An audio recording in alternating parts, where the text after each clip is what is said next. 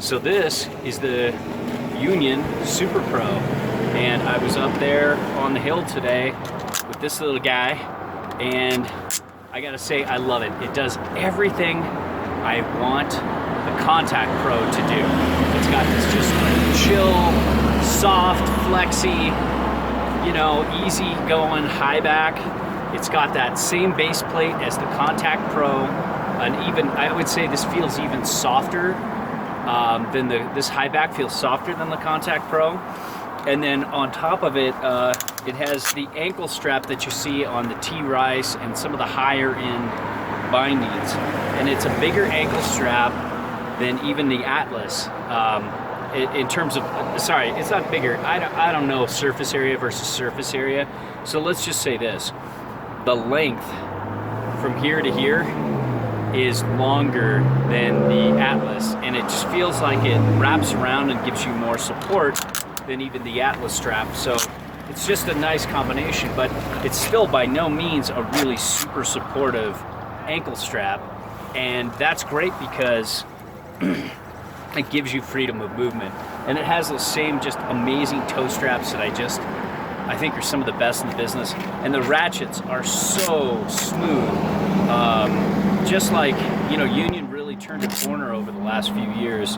Their ratchets used to be pretty sticky and problematic at times, and over the last few years they've just kicked ass.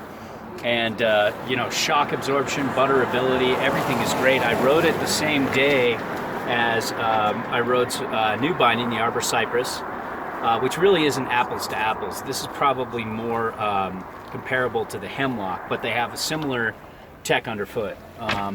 And then I compared these to the Burton Genesis, which I feel like have probably the best flex underfoot out of almost any binding out there. So they were right there with them. A little behind. I felt like I rode them on a Yes Greats, and it's a board I'm really familiar with and comfortable.